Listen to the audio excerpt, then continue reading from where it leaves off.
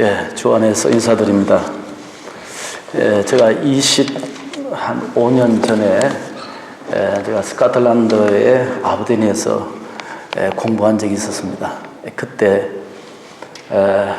여러한 분위기에서 제가 유학생 교회를 개척하고 공부하면서 어렵게 지냈던 일들이 새록새록 생각이 나고 아버딘 대학에서 공부를 1차 마치고 만체스터 한인교회를 제가 그 교회가 아주 어려운 교회가 있어서 와서 좀 맡아달라는 요청이 있어서 제가 만체스터 한인교회를 하다가 한국의 단임 목회 부름을 받고 공부를 채 마치지 못하고 이제 한국에서 목회를 지금까지 하게 됐습니다. 이제 디트로이트는 저희들이 아는 대로 자동차의 도시라고 하잖아요. 저도 울산광역시는 현대자동차와 세계 최대의 조선소가 있는 현대중공업이 있는 우리 성도들이 자동차에 관련된 그런 직종에 많이 종사하는 그런 면에서 좀 상이한 것이 있습니다. 오 목사님께서 이제 우리 총신신학대학원에 오시면 제가 거기에 법인 이사로 있으니까 제가 맞이하기도 하고 몇 번 같이 인사 나누기도 했습니다. 그리고 칼빈 총장님이 저희 학교에서 특강도 하시고 아마 올해에 제가 대신대학 교수로 했는데 대신대학에 오셔서 아마 MOU를 할 때 오 목사님과 총장님이 오시게 될 것 같고 이제 그 다음 해는 광주에 있는 광신대학의 MOU와 할 때 아마 오 목사님이 저희 교회와 또 광신대학에 특강을 총장님 하게 될 것입니다. 이런 관계로 저는 이제 우리 아들이 결혼을 해서 이제 칼빈에 공부하러 오게 됐습니다. 이제 첫 손주를 봤어요. 그런데 보고 싶어서 한국의 모든 일정을 뒤로 하고 손주를 보러 아주 부담 없이 왔는데 오 목사님께서 꼭 오늘 설교를 부탁해서 가벼운 마음으로 썼습니다. 잠깐 한번 기도하겠습니다. 전능하신 하나님 아버지, 우리 한인 공동체들이 한빛 교회 십자가 밑에 머리를 숙였습니다. 하나님 은혜 주시고 위로하시고 마음의 상처를 하나님께 말끔히 씻어주시고 새로운 성신의 은혜와 힘을 얻고 나가는 이 시간 되게 하옵소서. 어려운 국내 사정과 한국 교회와 또 이곳에서 힘겹게 생활하는 우리 한인들의 힘과 능력을 더하시고 전진해 나가는데 부족함이 없도록 날마다 신심을 더하시고 각별하신 은총과 은혜가 끊이지 않도록 하나님 복나리워 주옵소서. 종이 오 목사님을 대신해서 이 강단을 섬기게 사오니 은혜 주시고 우리 피차 함께 은혜를 나누는 복스러운 시간 되게 하옵소서. 예수님의 이름으로 기도하옵나이다. 아멘. 우리 한국 사람들은 나이를 따지잖아요. 그래서 나이를 따지는 오 목사님하고 저하고 나이가 거의 같아요. 그래서 앞으로 친하게 친구같이 지내자 이런 말씀도 나눴습니다. 오늘 제가 드리고자 하는 말씀은 브라가 골짜기죠. 그 밑에 찬송가 관주 밑에 보면은 찬송의 골짜기 이런 말씀이 되겠습니다. 그럼 좀 더 구체적으로 하면은 이게 여호사밧의 기도 이런 제목이 이 본문에 붙어야 합당한 제목이 될 것입니다. 지금의 시대를 우리는 크게 포스트 모더니즘이라고 하는 것입니다. 후기 현대주의라고 하죠. 이때는 우리가 크게 두 가지를 생각하는데 첫째는 뭐냐? 수월성과 편리성을 추구하는 시대입니다. 이미 한국 교회는 이제 많이 디클라인에서 기울어져 가기 시작합니다. 이제 큰 교회만 이제 살아남고 그 위에 저희 울산 노회 같은 데도 한 100여 교회가 있습니다만 약 한 40% 정도가 미자립의 교회입니다. 국내 교회가 이렇게 이제 열악해져가는 이런 상황에 있단 말이죠. 근데 이제 교회가 옛날에는 주일 저녁 예배를 드렸는데 지금은 주일 낮 예배를 드립니다. 주일 낮 예배를 드리고 이제 식사하시고 돌아서 주일 오후 예배를 드리고 끝나는 것이죠. 그건 이제 시대가 그렇게 된다는 것이죠. 이제 뭐든지 편리하고 수월한 것을 추구하는 것이 교회가 됐다는 말이죠. 하나님의 은혜는 수월하고 편리한 데 역사되는 것이 아니라 하나님의 역사는 그게 십자가가 있고 하나님 말씀이고 성신이 역사하는 곳에서 하나님이 역사되는 건데 이제 편리와 수월성을 추구하는 시대. 우리 교회도 뭐 이제 아이들 거라 하면 한 1,300에서 한 1,500명 정도 모이고 있습니다. 뭐 한국에서는 큰 교회가 아니지만은 이제 경상도 지방에서는 그래도 작지 않은 교회에 속합니다. 그러나 교인들의 한 80% 정도 이상이 헌신하지 않습니다. 이제 주일 낮 예배 드리고 이제 그냥 가는 것입니다. 그리고 이제 주일 저녁 예배도 뭐 얼마 모이지 않게 되죠. 뭐 거의 한 400~500명 채 모이지 않는 주일 밤 예배. 우리는 주일 밤 예배를 드립니다. 그래서 어떻게라도 주일 오후 예배를 우리가 하고 주일 저녁 예배를 하는 것으로 이제 보수하고 있습니다. 많은 교회들이 다 이제 주일 오후 예배를 드리죠. 끝까지 그렇게 한번 주일 저녁 예배로 드려보자 하는 의미로서 이렇게 교회마다 전부 다 이제 편리하고 수월한 쪽으로 나온 것입니다. 이것이 이제 아마 후기 현대주의의 특징이 아니겠나 싶습니다. 두 번째는 뭐냐? 권위가 무너졌다는 겁니다. 여러분 메스 미디어를 통해서 알지만은 학교 고등학생이 중학생이 선생을 때리는 모습을 이 한국에서 그냥 쇼크를 받아들여지는데요. 그러나 교회도 이제는 뭔가 하면은 이제는 권위를 찾아보기 힘듭니다. 우리가 권위주의는 배격해야 되지만은 그러나 이 오소리티 권위는 인정이 돼야 된다는 말이죠. 그런데 이것이 교회 안에서 다 무너져 간다는 것입니다.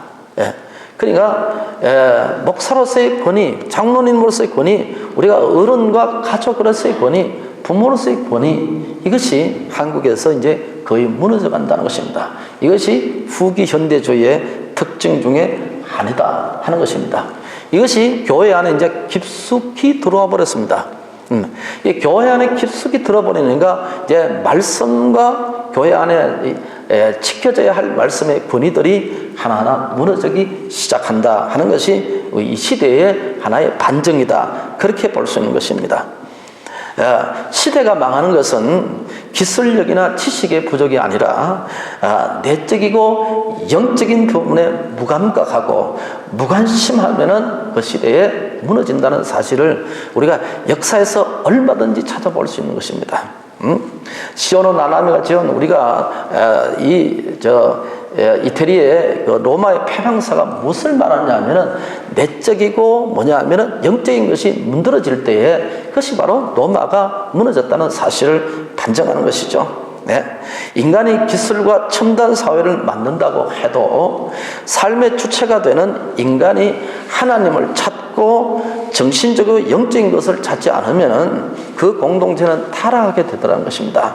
망하게 된다는 것입니다. 오늘날 교회도 그렇게 망하는 교회가 한국에서 많이 일어나는 것입니다.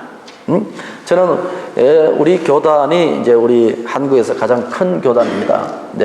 총회의 재판국장으로 제가 3년을 전국 교회의 이제 가장 중요한 재판을 제가 그 부분에서 전공을 해서 재판을 했습니다만 교회가 조그마한 문제 때문에 이제 총회 재판국까지 올라오는 것이죠. 그래서 피 터지게 싸우는 것입니다. 그게 어떤 하나님의 영광도 그게 어떤 지켜져야 할 어떤 권위도 그게 있지 않습니다. 오직 자기들이 옳다는 것이고 자기의 자리를 차지하고 자기 것에 무엇인가를 기득권을 누리기 위한 이런 싸움이 뭐죠? 여기저기서 일어나게 되는 것을 많이 보는 것입니다. 이럴 때 교회가 망하고 타락하게 되고 기독교에서 이제 국민들이 돌아서는 일들이 허다하게 일어나는 것이 오늘 우리 사회의 단면이라고 하지 않을 수 없습니다. 오늘 본문에서 여호사밧의 내용을 주로 나와 있습니다. 여호사밧은 어떤 왕이었을까 하는 것을 역대하 17장 3절에서 4절에서 기록하고 있습니다. 남유다의 네 번째 왕이 여호사밧 왕이었습니다. 그는 네 번째 왕이면서 25년 동안 통치를 했던 왕이었습니다. 그야말로 성경에서 말한 대로 선한 왕이었습니다. 통치를 잘했다는 것입니다. 그게 성경에서 5절 말씀에 하나님께 구하며 라고 했습니다. 17장 거기에서 부귀와 영광을 크게 떨친 왕이라고 했습니다. 그리고 17장 6절 말씀에 보면은 전심으로 여호와의 길을 걸어간 왕이었습니다. 그래서 그게 결과를 그렇게 말씀할 강한 왕, 강한 나라, 주변 국가들이 싸움을 걸어올 때 감히 여호사밧이 통치할 때는 싸움을 걸어오지 못할 정도로 그렇게 강력한 왕으로 하나님이 세답시킨 것입니다. 세워주는 그런 왕이 됐다는 것입니다. 그런데 오늘 본문에서 17장을 지나고 18장, 19장, 20장에 와서 본문에서 선한 왕이었음에도 불구하고 나라에 심각한 문제가 생겼습니다. 20장 오늘 본문 1절 말씀에 보면은 아람의 3개국 나라가 연합나라가 이제 남유다 여호사밧이 통치한 나라를 침공하여 왔다는 것입니다. 그게 20장 3절 말씀에 여호사밧이 두려워했다고 했습니다. 나라의 위기요, 그렇죠? 교회의 위기요, 여호사밧의 개인의 위기가 찾아올 것입니다. 여러분, 우리가 살아갈 때 많은 위기를 만나는 것입니다. 저도 한 교회를 20년 넘게 섬기면서 많은 위기가 있었습니다. 한국 교회를 섬긴다. 물론 저도 이제 뭐 이와 같은 하는 유학생 중심의 교회를 주로 했습니다만은, 이제 하는 교회가 그렇게 우리가 뭐 그렇게 은혜 충만한 교회가 많지 않지 않습니까? 그런데 이 한국 교회도 역시 이 교회 위기가 찾아온 것입니다. 사회의 위기도 찾아오고 교회 자체도 위기가 찾아오고 내적인 위기가 찾아올 때 우리가 도대체 어떻게 해야 되느냐 하는 것을 여호사밧을 통해서 우리에게 말씀해 주고 있습니다. 두 가지 말씀합니다. 여호사밧은 그 국가의 위기가 오고 자기의 위기가 왔을 때 두 가지 신앙의 모습을 보입니다. 첫째 모습은 그는 하나님 앞에 엎드렸습니다. 이엔 바운저가 말하기를 우리의 최대 강점은 뭐냐? 엎드린 것이라고 말했습니다. 천국은 뛰어가는 걸음이 아니라 무릎으로 가는 나라라고 했습니다. 그는 나라의 위기가 왔을 때, 개인의 위기가 왔을 때 하나님 앞에 엎드렸습니다. 왕이 엎드리니까 백성도 함께 엎드렸습니다. 그게 성경 말씀에 보니까 백성들이 무엇을 했습니까? 금식기도 했습니다. 나라 전체가, 왕이 엎드리니까 백성도 엎드렸습니다. 나라 전체가 하나님 앞에 아름다운 신앙의 모습을 보이는 것입니다. 거기에서 여호사밧은 12절 말씀에 여기서 다 같이 12절 말씀 한번 읽겠습니다. 12절 말씀은 우리 하나님이여, 다 같이요. 우리 하나님이여 그들을 징벌하지 아니하시나이까. 우리를 치러 오는 이 큰 무리를 우리가 대적할 능력이 없고 어떻게 할 줄도 알지 못하고 오직 주만 바라보나이다. 이 여호사밧의 신앙의 자세를 우리의 여기서 보여주는 것입니다. 그는 간절히 부르짖어 기도하니까 하나님께서 하사엘이라는 선지자를 통해서 응답해 주시는 말씀이 있습니다. 기도는 여호사밧이 왕이 기도했는데 응답은 뭐냐? 선지자를 통해서 했습니다. 여러분, 우리가 교회를 섬기다 보면 성도들의 기도 응답은 직접 줄 때도 있지만은 하나님께서 주의 종을 통해서 주실 때가 많습니다. 그것은 뭐냐면 여호와의 말씀을 통해서 준다는 것입니다. 여호사밧이 엎드리고 백성들이 기도했는데 하사엘이라는 선지자를 통해서 여호사밧의 응답을 주기시는, 하사엘의 말씀이 곧 뭡니까? 하나님의 응답의 말씀이 되는 것입니다. 그때 거기에서 15절 말씀에 하사엘이 이렇게 말씀하죠. 이 군대를 보고 뭘 하지 말라고? 놀라지 말라는 것입니다. 그 이유는 15절에서 이렇게 말씀하죠. 이 전쟁은 사람들에게 속한 것이 아니고 하나님께 속한 것이기 때문에 놀라지 말라는 것입니다. 전쟁은 하나님에게 속한 것이요.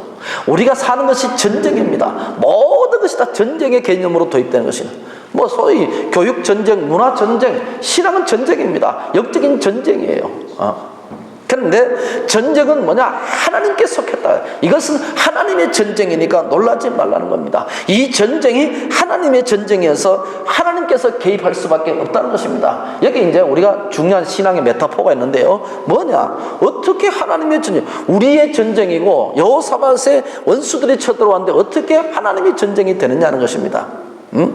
그것은 우리가 험한 세상을 살아가면서 무슨 일을 만날는지 알 수 없습니다. 이럴 때 우리가 전심으로 하나님께 기도하게 되면 이것은 내 문제에서 하나님의 문제로 연결되기 시작한다는 겁니다. 결코 내 가정의 문제가 나의 가정의 문제만 아니라 내가 하나님 앞에 전능하신 신앙의 모습을 보이기 시작하면 그때부터는 뭐냐? 하나님의 문제로 이관되기 시작한다는 거죠. 내 문제 속에 하나님이 들어온다는 것입니다. 내 문제 속에 하나님이 간섭하신다는 것이죠. 그래, 하나님께서 간섭하시면 안 될 것 어디 있습니까? 하나님께서 간섭하시면. 저는 목사가 제가 될 사람이 아니었어요. 저는 군대를 해병대에 나왔는데요. 이제 특수훈련 받다가 그만 긴급 후송을 당했습니다. 근데 왜 그런가? 나중에 이제 체스트, 이 결핵이 들려서 제가 마산 결핵병원에서 오랫동안 있었습니다. 그때 어릴 때 주일학 좀 다니다가 말하는데요. 그때 이제 진짜 하나님을 찾게 됐죠. 이제 생명의 이제 경각간에 달리니까 전도자를 통해서 제가 교회를 다시 나가고 병원교회에서 하나님을 뜨겁게 찾았던 게 그때 이제 제가 소명을 느낀 것이죠. 내 속에 내가 있었지만은 내 속에 병이 있고 내 속에 내가 있고 죄가 있었어. 그러나 그 병원 속에서 내가 죽어가는 많은 환자들을 바라보면서 진짜 예수를 믿을 때 이제는 내 문제가 아니라 하나님 내 속에 들어옴으로 나를 깨끗하게 치유하는 것을 경험. 그때 하나님 앞에 소명을 느끼고 지금까지 신학의 길로 온 것입니다. 그래서 하나님의 역사는 그러면 여호사밧의 주의 종의 하사엘을 통해서 역사하신다는 것입니다. 여기에서 여러분 오 목사님을 통해서 주시는 말씀이 그러니까 우리가 말씀을 두 가지 하잖아요. 우리가 성경 말씀, 그 다음에 무엇입니까? 그러니까 선포된 말씀, 설교 말씀이죠. 그것도 역시 하나님의 말씀이란 말입니다. 여기에서 여러분들이 열린 마음으로 하나님 말씀을 진실로 아멘으로 받아들일 때 믿는 자 속에 역사하신다는 것입니다. 우리가 하나님의 말씀을 믿지만은 동시에 설교 말씀도 우리가 어심없이 아멘할 때 이 말씀은 우리 속에 뭐가 됩니까? 로고스로 말씀이 우리 속에 역사되기 시작하는 것이죠. 두 번째 17절 말씀에 보니까 하사엘을 통해서 여호사밧에게 주신 말씀이 뭡니까? 너희와 함께 하리라는 말씀입니다. 그 너희와 함께 하리라는 것은 좀 더 구체적이지 못하죠. 그런데 구체적인 승리할 수 있는 방법을 이렇게 말씀했습니다. 싸움이 있어도 전쟁이 있어도 흩어지거나 공동체에서 이탈하지 말고 합심하여서 전진하고 나아가게 되면 하나님이 승리하게 만들어준다는 것입니다. 그리고 너희들이 흩어지지 않으면은 너희가 승리하는 것을 너희가 목도하게 되겠다. 눈으로 보게 될 것이다. 이것이 하사엘을 통해서 여호사밧에게 주신 말씀입니다. 여러분, 신앙은 약속을 믿는 것이 신앙입니다. 신앙은 약속의 말씀에 대해서 우리가 아멘하는 것이 신앙입니다. 하나님의 말씀은 우리가 아멘할 때 더 이상 하나님의 말씀으로 그냥 있는 것이 아니고 우리 믿는 사 역사하지만은 약속의 말씀을 믿을 때 이 말씀이 우리 속에 빛이 되고 길이 되고 우리 속에 능력이 되기 시작하는 겁니다. 이게 신앙생활이죠. 그러면 이 여호사밧은 백성들의 기도에 대한 응답의 말씀을 세 가지 붙들고 기도하기 시작합니다. 세 가지. 첫째, 18절 말씀에 보시면 너희와 함께 하리라는 말씀을 붙드는 것입니다. 여러분, 신앙은 말씀을 붙드는 것입니다. 말씀은 하나님의 약속입니다. 요한복음 1장에 보니까 말씀은 곧 하나님이라고 말했습니다. 이 말씀을 붙들고 몸을 굽혀서 여호사밧이 얼굴을 땅에 대고 엎드려 기도하기 시작하는 것입니다. 여러분, 나라의 군대, 나라의 왕이 엎드리니까 백성들이 엎드리는 겁니다. 나라의 왕이 무릎 꿇으니까 백성들이 함께 엎드리는 것입니다. 여러분, 이 모습이 우리 라이프 스타일입니다. 우리가 엎드림이 삶의 모습이어야 된다는 것이죠. 이것이 우리 축복받는 방법입니다. 1558년, 그러니까 지금 말하는 16세기죠. 16세기는 중세시대입니다. 네, 중세시대인데요. 이 중세시대는 보통 우리가 가톨릭의 시대라 이렇게 말하는 것입니다. 당시 해상권을 장악한 나라가 당시에 세계를 제패한 나라라고 할 수가 있습니다. 이때는 보통 이태리나 스페인이나 포르투갈이 이 해상권을 쥐고 있는 그 시대였습니다. 근데 그때쯤 지나서 17세기 중엽에 와서 영국이 가톨릭의 나라에서 한때 가톨릭을 버리고 개신교로 국가 종교로 개종한 적이 있었습니다. 그때 로마 교황이 본때를 줘야 된다 해서 명령하여서 영국을 치라고 했습니다. 당시에 모든 중세 지역에 있는 모든 나라들이 영국을 친 것이죠. 그때 대표적인 함대가 있는데 스페인의 가장 큰 군함을 자랑하는 아르마데 군함이 함대가 영국 도요보 해협을 침공하기 시작한 것이죠. 함대니까 많은 배 전단을 들이고 이제 영국을 친 것이죠. 이때 영국의 크리스찬들이 말이죠, 이 사실을 알고 나라를 위해서 엎드려서 기도하기 시작했다는 것이죠. 예. 보통 우리 집사님도 영국에 공부하셨다고 그러는데요, 영국은 7월쯤 되면은 도보해변은 이 풍랑이 잘 일지 않습니다. 그런데 이 7월 말에 도보해변에 풍랑이 일어나기 시작했어요.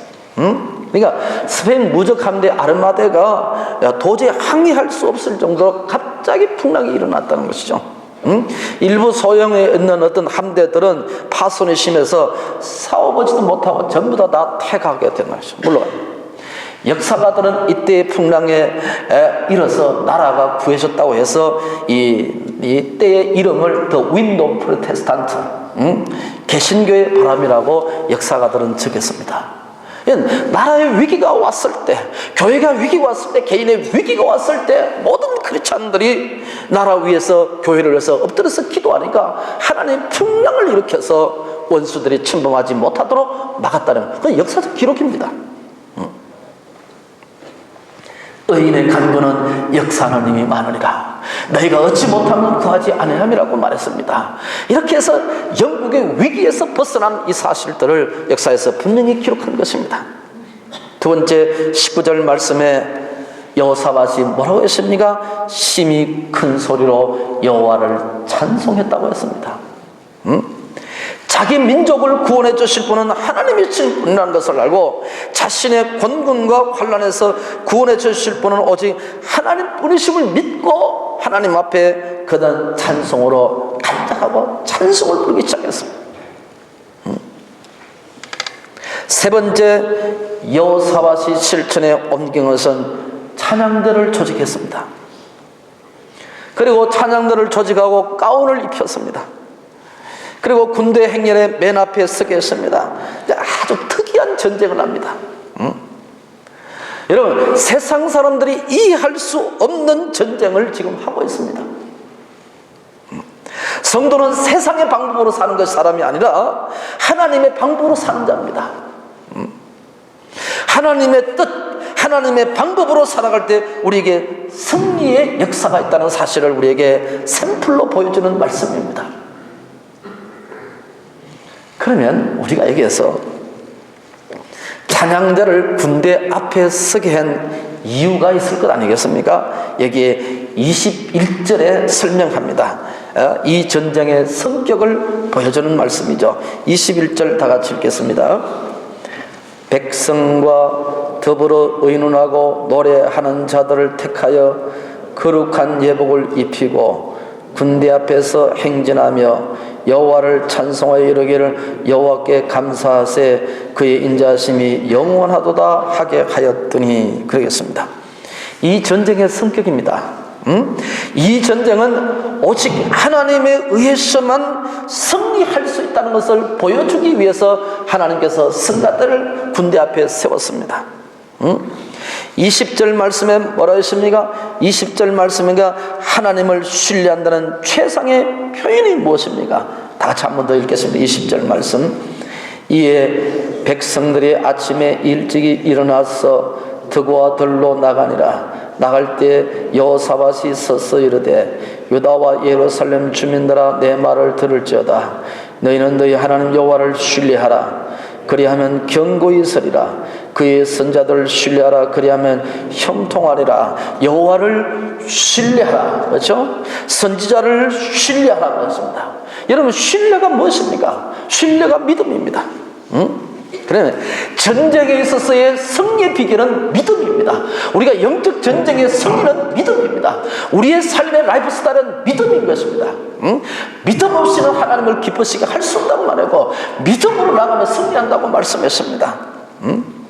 자, 성가대 찬양이 시작될 무렵에 적진 중에 하나님께서 천사를 보냈습니다. 예, 적진 중에 천사를 보냈습니다. 원래 이것을 신학에서 뭐라고 하냐? 대화판이라고 하는 것입니다. 즉 하나님의 현현이라고 해요. 하나님께서는 구약에서 자기 자신을 나타내는 방법이 뭐냐? 어떤 데는 꿈으로, 어떤 데는 모세 같은 데는 불 속에서 말씀하셨죠. 세미한 음성 속에, 야곱 같은 데는 나타난, 구약에 나타난 천사가 뭡니까? 예수 그리스도의 하나님의 현현이죠. 그러면 여기에서 성가대 찬양을 부르기 시작할 때에 천사가 나타났습니다. 곧 하나님의 자기의 모습입니다. 그것을 우리가 셀프 레벨레이션, 자기 계시죠. 그 대화판에 하나님의 현현, 자기 하나님의 나타나심의 모습이 천사의 모습으로 나타난 것입니다. 오늘 우리가 기도하면 성령의 역사입니다. 구약에서는 이 천사죠, 신약에서는 성령입니다. 거룩한 성령의 모습으로. 성가대 찬양이 시작될 무렵에 적정 중에 하나님께서 천사를 보냈어서 저희들끼리 모두가 싸우게 만들었습니다.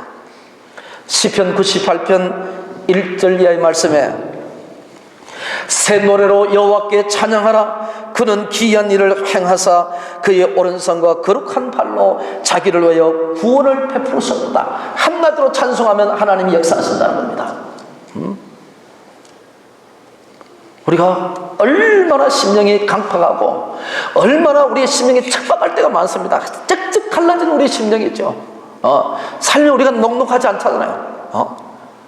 여기에서 여러분 고국에서 여기에서 떨어져서 사는 얼마나 우리 마음들이 그렇게 아플 때가 많고 상처가 많겠습니까? 우리를 치유하실 분은 어떤 것도 아닙니다. 어떤 사람의 말도 아니고 어떤 사람의 어떤 친교도 아니란 말이죠.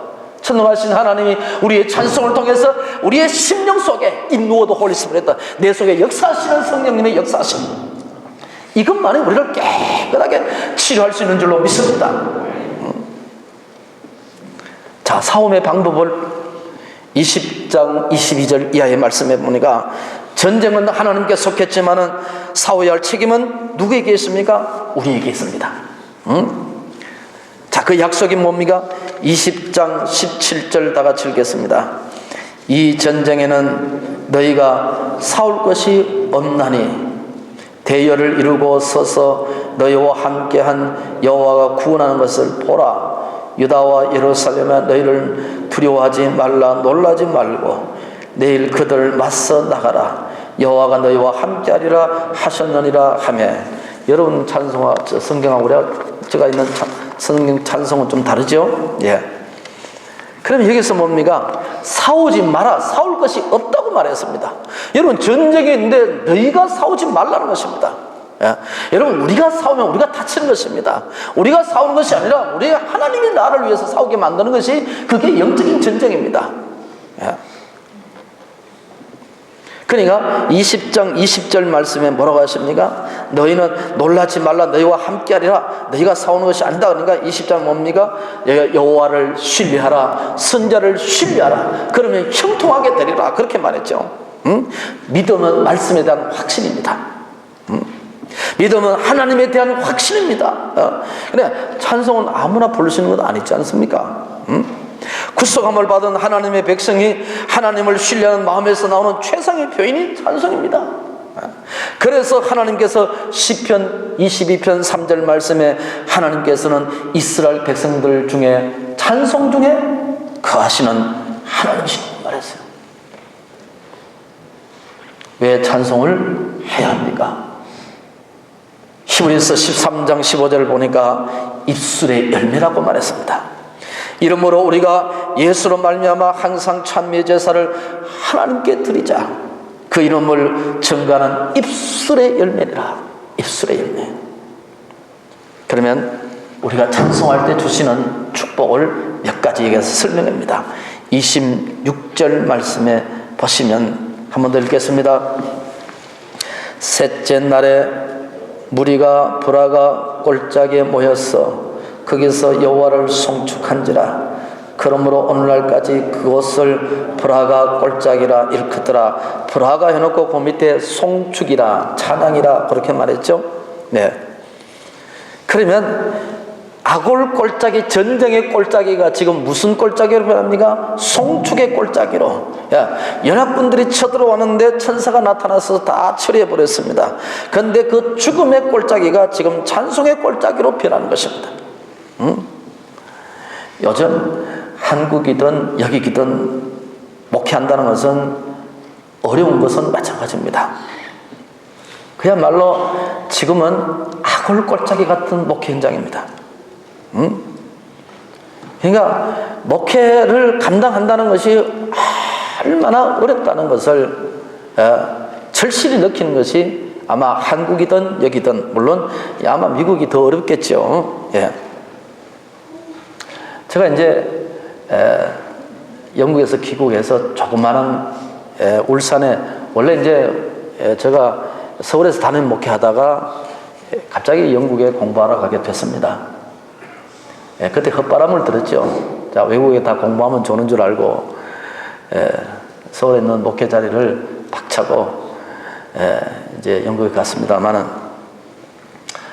그래서 한 3, 4년 정도 영국에서 있다가 한국에 와서 지금 울산에 있는 말씀 많은 교회, 짝을 내고 매일 사온 교회 한 150명 정도 되는 교회에 제가 부임하게 됐습니다.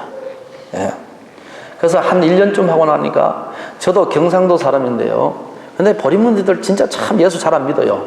경상도 사람을 보리문디라고 합니다. 진짜 잘 안 믿어요. 불도가 심하고 말이죠.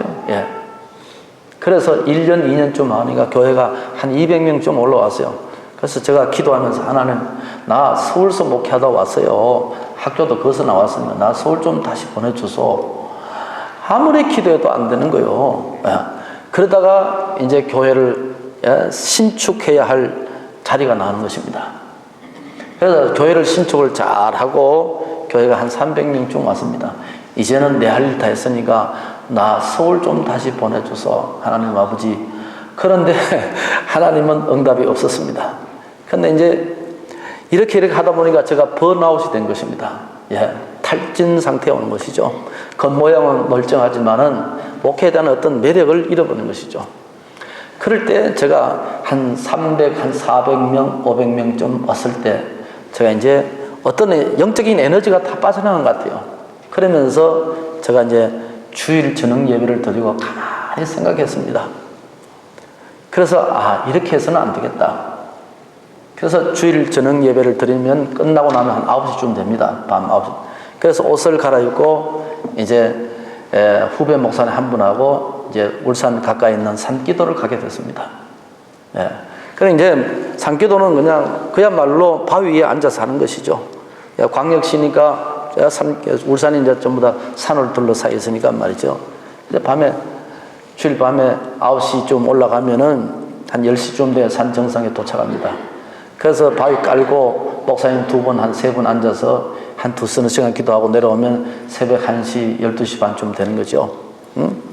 서럽기도 하고, 이 목회가 이런 건가? 이제 보통 우리가 교회 성장에 있어서 100명을 넘기 힘들고, 300명 넘기 힘들고, 500명 힘들고, 700명, 900명, 이렇게 넘기가 힘든다는 것입니다. 그래서 이제 이 500명을 넘고 이러니까 이제 뭔가 돌파가 필요한 것이죠. 그래서 산기도를 주일 밤만 되면 올라가는 겁니다.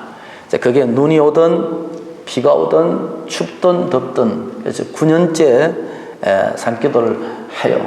그래서 주일 하루 종일 지났던 것을 반성하기도 하고 회개하기도 하고 서럽기도 하고, 참 목회가 떡 같아. 여러분, 떡 같다는 건 좋은 표현이 아닙니다. 이게 뭐냐 이 말이죠. 어느 날 비가 하늘대 산에서 미끄러져서 옷을 다 베고 갈 때 우리 사모가 뭐 이런 짓을 이런 짓 안 하면 내가 어떻게 목회를 하겠냐. 눈이 와서 미끄러졌습니다. 다치기도 하고 옷을 털어가지고 말려서 다시 집에 들어가기도 하고 이렇게 하면서 영적인 투쟁을 9년째 언제까지 하는지는 모르겠습니다. 이제 나이가 60이 이제 2세, 3세가 지났는데 이제 언제까지 제가 산기도 하는지 모르지만은 그러나 이렇게 하나님 앞에 부르짖고 찾지 않으니까 영성이 죽고 오늘날 교회 앞에서 성도들 앞에 선다는 것 자체가 두려움을 느끼는 것입니다. 어느 날 기도 없이 성도 앞에 서니까 성도들의 눈이 눈가리로 보이는 겁니다. 아주 무섭습니다. 예? 예. 내가 준비되지 않으니까 성도들의 눈이 눈가리로 보이고 무서워지는 거죠. 여러분들이 웃는 모습이 나를 비웃는 것 같고 말이죠. 저를 째려보는 것 같고. 제가 영성으로 준비되지 않고, 저 마음으로 해결되지 않으니까, 장로님들의 얼굴이 귀신같이 보이고, 그 권사님을 제가 깔치 뜯어버리시고 때리고 싶은 이런 마음들이 울컥울컥 솟아나는 것이 목회 현장이라는 말이죠.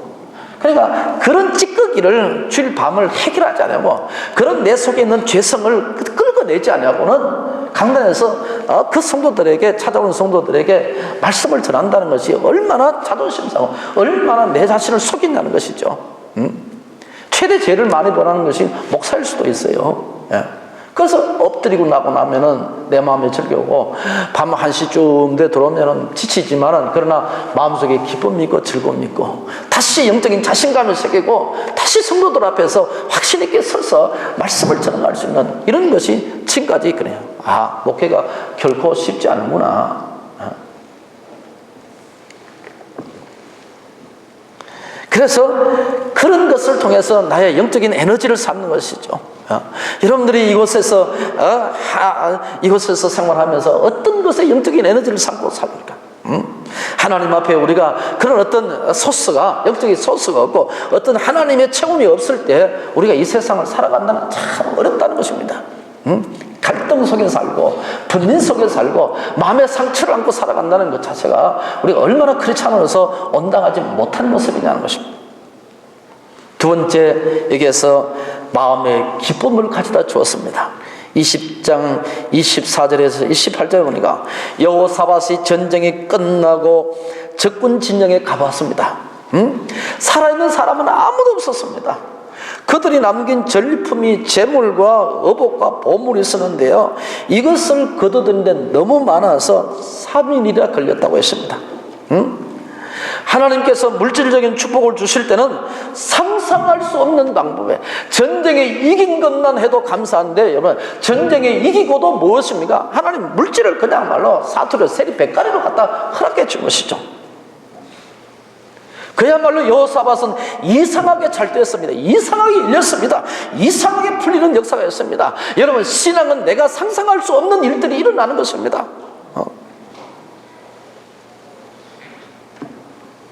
목회가 안 돼서 엎드리니까 하나님이 그 한계 상황을 넘게 만들고, 목회가 안 돼서 엎드리고 우니까 하나님께서 닫아야 될 입을 닫아버리고, 하나님이 발걸음을 만들고 다리를 부러뜨리게 만들고, 어떤 사람은 반신불구가 돼가지고 왜 그러냐 이거 저는 알죠. 너무너무 교회를 괴롭히는 그런 권사가 있었는데 너무 그렇더라고. 그런데 하나님 앞에 기도하니까 반신불구가 왔어요. 그래서 참 두렵다는 거죠. 와, 목사 주의 종의 기도가 두렵고 하나님의 교회가 살아계신 하나님이 여기 있는데 얼마나 두렵냐는 것이죠. 그래, 전쟁에 승리만 해도 괜찮은데 승리할 뿐만 아니라 그 자신은 뭡니까? 그래서 이들에게 물질까지 하나님 주시는 놀라운 역사가 일어난 것입니다. 4일째 되는 날에 여기에서 성경에서 전리품을 한 곳에 모으고 난 후에 이들이 못했습니까? 주님을 찬양했습니다. 전쟁터의 죽음의 장소가 이 무슨 장소가 되면 아골 골짜기가 브라가 골짜기로, 찬송의 골짜기로 변한 것입니다. 내 삶의 터전이 그와 같은 삶의 모습인데도 하나님 앞에 엎드리고 신앙의 모습을 보이니까 찬송이 터전하고 신앙의 역사가 일어나는 현장이 되었습니다. 세상의 방법만 사는 것이 아니에요.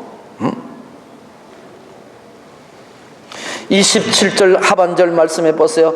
브라가 골짜기에서 불렀던 찬송은 그들에게 뭐라 했습니까? 프레이저, 즐거움이라고 했습니다. 이것을 찬양을 통해서 주시는 즐거움, 신앙을 통해서 오는 즐거움, 믿음을 통해서 오는 즐거움을 그들은 가졌습니다. 이 세상은 조작된 즐거움에 놀아나지만 우리는 주님께서 주시는 즐거움과 평안이 있습니다. 교회 다니면서 우리가 신앙생활하면서 주님께 주시는 어떤 신앙의 어떤 혜택이 없다면 우리가 신앙생활을 나중에는 제대로 할 수 없습니다. 교회라는 것은 우리가 받으러 오는 것입니다. 교회는 내가 무엇을 가르치고 주러 오는 것이 아니라 교회는 받아야 줄 수 있는 것입니다. 은혜 받는 것입니다. 하나님의 축복을 받는 것입니다. 성령을 받는 것입니다. 아멘 하세요. 예, 아멘 안 하면 인간도 아닙니다. 예. 아멘은 받으러 온 것입니다. 여러분, 장로님들이나 교사들이 아이들 가르치러 온다, 잘못된 것입니다. 목사도 받아야 되는 것입니다. 받아야 줄 수 있는 것입니다.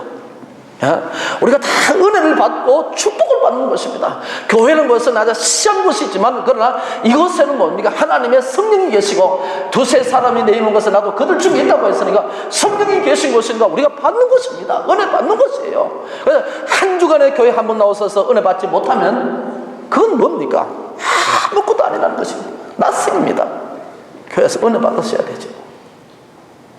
저희 교회는 장로님이 은퇴 장로님 해가지고 한 20 몇 분 되는데 시무 장로님은 13분이에요. 광역시 시장님이 우리 교회 시무 장로님이죠. 룰링 파트, 그러니까 집권당의 정책 의장 하시다가 광역시장으로 했던 김기현 시장님 우리 교회 시무 장로님이고 이런 분들이 좀 많아요. 근데도 장로님들이 대표 기도할 때는 새벽 기도 안 나오면 죄송합니다. 이런 데는 안 통하겠죠. 저희는 그렇습니다. 새벽 기도 안 나오면 대표 기도 없습니다. 대표 기도. 그리고 대표 기도에 1분 30초가 지나면 안 됩니다. 제가 뒤에서 땡겨버립니다. 예. 교인들이 목사 설교에 은혜 못 받으면 참 제가 죄스럽지요. 특히 장로님들의 기도에 은혜 받는 사람도 있을 수 있습니다. 근데 제가 시험을 몇 번 해봤습니다. 아무 생각 없이 3분만 있으면 저도 잠이 와요. 근데 성도들은 백발백중 잠이 옵니다. 예. 그러니까 1분 30초입니다. 근데 우리 장로님들이 2분까지 어색해요. 다시 또 당회하면 또 이야기해야 되죠. 예. 그래서 권사님들, 안수집사님들 1, 2, 3, 4부가 있으니까 새벽기도 안 나오면 어떤 행사에 사회든지 못 맡겠습니다. 그러니까 그냥 몸부림을 치는 것이죠. 우리가 엎드리지 아니하고 여기 선다는 것 자체가, 우리가 하나님 앞에 부르시지 않고 여기 선다는 자체가, 우리가 목사가 하나님 앞에 바로 하지 않는 거 어떻게 여기서 큰 소리 치냐, 그것만큼 하나님을 기만한 것이 어딨냐, 그런 생각에서 하는 것입니다. 고국교회를 따라올 수는 없겠죠. 그런데 그것이 뭐냐 하면은 아골 골짜기가 찬송의 골짜기로 되셨습니다. 마지막 네 번째, 전혀 예상하지 않는 물질의 축복을 여기 25절에 받았습니다. 25절 한번 다시 한번 읽겠습니다. 여호사밧과 그의 백성이 가서 적군의 물건을 탈취할세 본즉 그 가운데에서 재물과 어복과 보물이 많이 있으므로 각기 탈취하는데 그 물건이 너무 많아 능히 가져갈 수 없을 만큼 많으므로 사흘 동안에 거둬들이고, 너무 많다. 하나님이 여기에서 마치 30배, 60배, 100배입니다. 이것은 하나님이 복 주시는 것입니다. 우리가 부자가 돼야 된다. 나는 가끔 우리 교인들 보고 그래요. 사업하시는 분들, 이런 분들에게 내가 부자가 돼야 된다는 것보다 더 중요한 것이 있습니다. 왜 부자가 돼야 되느냐 하는 것입니다. 내가 하나님 앞에 그냥 많은 축복을 받아야 된다는 그 이유가 없으면 그 기도는 하지 않는 것이 낫습니다. 여러분, 전쟁에서 승리만 해도 감사한데 덤으로 물질까지 주셨습니다. 여러분, 물질을 추구하면 물질이 없습니다. 그런데 전쟁에 승리하기 위해서 엎드리고 전쟁에 승리하기 위해서 신앙의 모습을 보이니까 하나님 뭐까지 줬습니까? 물질까지 주었습니다. 물질까지. 너희는 먼저 그 나라와 그 일을 구하라. 그리하면 이 모든 것을 너에게 더하시리라. 오늘 메시지는 간단합니다. 두 가지입니다. 기도와 찬송이 있는 곳에 어둠의 세력은 물러간다는 겁니다. 찬송이 불러지는 곳마다 어느 날 말이죠. 제가 이제 울산서 양지에 있는 데까지 제가 강의를 지금 한 5년째 다니고 있는데요. 그러니까 한 4시간 정도 올라가죠. 울산서 용인 양지까지 종신신학대학원까지 가려고 하면 한 4시간 정도, 3시간 반. 어느 날 찬송을 이제 테이프에서 따라 부르다가 그만 눈물이 났어요. 근데 운전을 할 수 없을 정도의 어떤 감격이 왔습니다. 그리고 세워놓고 그 찬송을 다시 음미하면서 마음껏 울었던 적이 있어요. 그럴 때 내 속에서 어떤 신앙의 어떤 이 뭡니까? 이 정화작용이 내 속에 막 이루어지는 것입니다. 부끄럽기도 하고, 내가 목사냐 그러기도 하고, 너 같은 것이 무슨 학생들 앞에 서서 강의를 하느냐는 말이죠.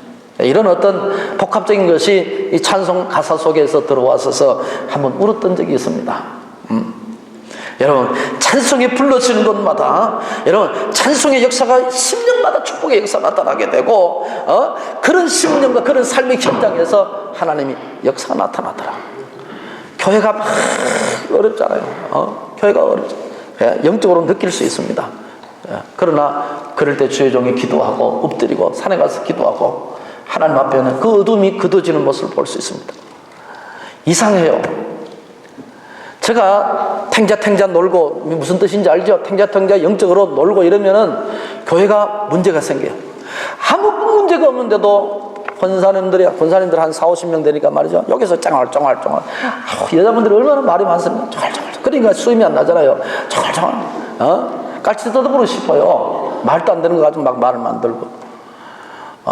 안수집사님들은 막. 그러나 이상하게 아무것도 안 하는데 주의 종이 정신 차리고 엎드려서 철하기도 하고, 때로는 강대상 기도하고, 때로는 하나님 상기도 와서 한 두세 시간 부르짖으면 이게 아무 문제가 없는 겁니다. 이게 교회입니다. 내 삶의 현장에도 여러분들이 무슨 문제든지 하나님 앞에 그것이 신앙의 문제가 되고, 여러분 그것을 내적으로 와서 하나님 앞에 기도의 제목을 삼고 부르짖을 때 여러분의 어려움의 문제가 개다오 추방되는 역사가 일어날 줄로 믿습니다. 이게 신앙의 힘이고 이게 기도의 힘인 줄로 믿습니다. 두 번째, 커져가는 영적인 공백 상태. 우리 속의 공허감. 내 심령, 내 삶의 현장에서 아골 골짜기 같은 것이 불화가 찬송의 골짜기 같이 여러분 변할 줄 믿어야 되는 줄 믿습니다. 그냥 말로 아골 골짜기, 가정이 그렇고 심령이 그렇고 내 삶의 현장에. 하버드 갈브레드 교수가 뭐라고 했습니까? 지금의 시대는 불확실성 시대라죠. 불확실한 건지 확실한 거, 그 외에는 전부 다 불확실하다는 거죠. 우리 한국이 지금 그렇습니다. 교회가 그렇고 우리의 삶 자체가 벌써 다 그렇습니다. 어느 거 하나 확신할 수 있는 것은 어디 있습니까? 그러나 확신한 것 있으면 우리가 여기 살아있다는 것, 성령님이 살아있는 것, 하나님이 살아계신다는 것 자체가 그것만 충분합니다. 충분해요. 이럴 때 여러분의 상처난 영적인 공백 상태를 충분히 메꾸고 하나님 앞에 믿음으로 전진하여서 승리하는 여러분 될 수 있기를 예수 이름으로 축복합니다. 기도하겠습니다. 아버지.